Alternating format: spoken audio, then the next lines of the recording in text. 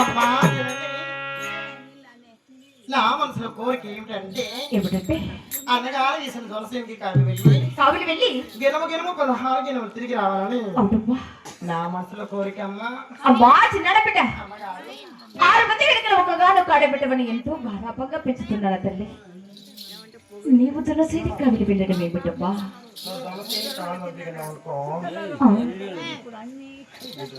అమ్మా చిన్నాడ బిడ్డ 2:32 నీకు తులసిని కావిలి ఎలా పంపుతున్నా తల్లి? అమ్మ తులసినికి కావిలి పోను కూలి వాళ్ళు లేరా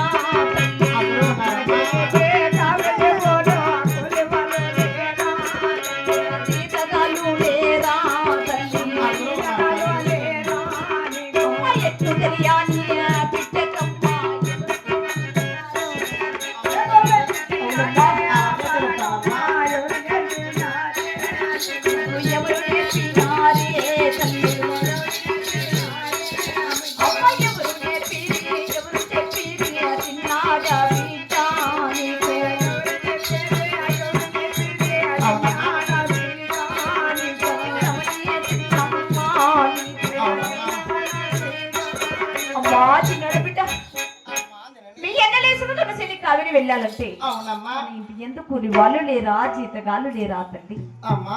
ఆడబిడ్డ ఒక్కదాని పడి ఎంతో గారాపంగా పెంచుతున్నాని నిన్ను ఎలా జొన్నసేని కావిలి పంపిన తల్లి?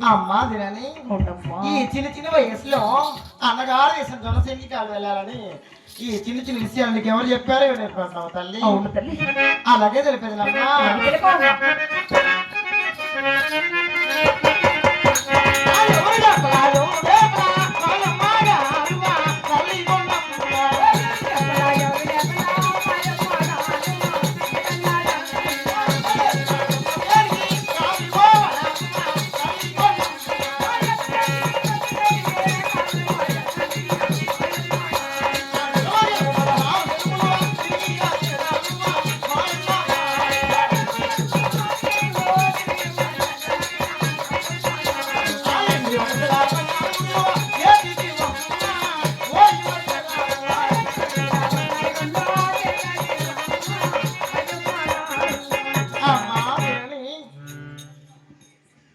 చిన్న వయసులో అన్నగారు వేసిన జొన్నసేనికి కావిలి వెళ్ళాలని ఈ చిన్న విషయాలు నాకు ఎవరు చెప్పలేదు, ఎవరు నేర్పలేదమ్మా. చెప్పలా ఎవరు నేర్పలా? నా మనసులోనే కోరిక తల్లి.